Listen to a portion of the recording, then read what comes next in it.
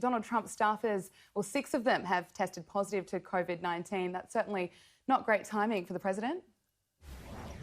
It is certainly not. And people warned him, all the experts warned him that if he does this, it's really probably one of the worst things that can be done in terms of spreading this virus. With 19,000 people in closed quarters and closed in that building, and thousands just outside of it, it's just a petri dish. People with no masks required to be worn. They're just handing out masks to be voluntarily worn. It's a terrible situation. He was warned, but this is a harbinger, the 6 positive cases of many more who will be carrying it to other parts of the country, because these are not just Oklahoma people. These are thousands from surrounding states who are coming to attend this rally. Interesting. So not everyone has to wear face masks, and everyone who is attending, though, has to sign a waiver vowing they won't sue if they get coronavirus. What do you make of that? Isn't that ironic?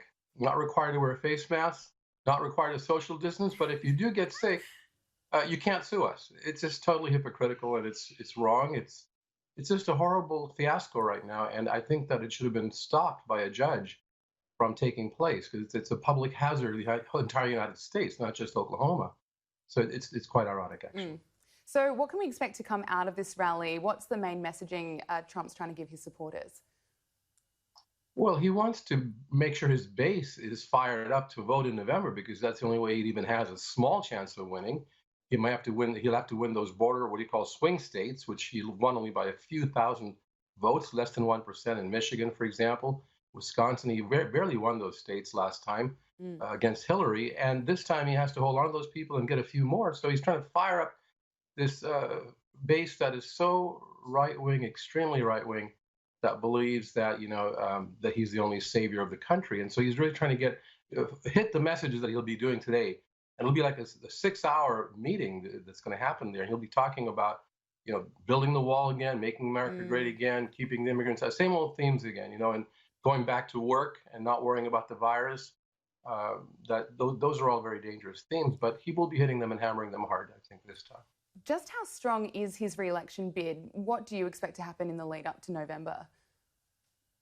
If I were a betting man or person, I would say that he's probably the odds are he's going to be losing, because even in those swing states right now, the polls are showing that Joe Biden is ahead in some of them. Trump needs to hold on to every single one of those 4 or 5 states that he beat Hillary on last time.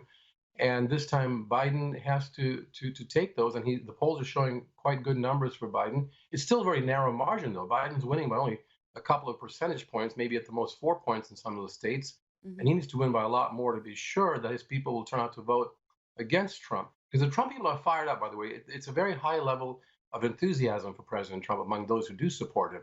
It's a 65% enthusiasm rate.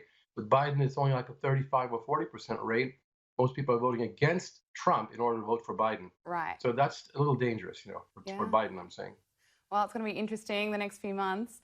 The president's also facing damning revelations in a new book by former top White House aide John Bolton. What can you tell us about that?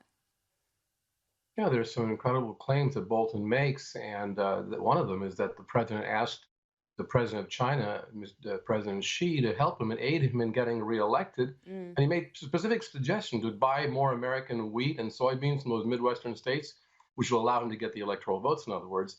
This is against the spirit of the law, American election law, where we're not supposed to, anyone running for public office is not supposed to ask for foreign help or accept foreign help in any way from a foreign government entity or its representative. And the president's going against that if that were true. And Bolton himself, his credibility is on line too. We have to see what truth there was these claims. Other claims he made was he thought President Trump, according to Bolton, President Trump wanted to invade in Venezuela. He said, in fact, he even claimed that Venezuela is part of the United States. So there's some really amazing claims that Bolton made about President Trump. And whether or not they're all true, we'll have to wait and see.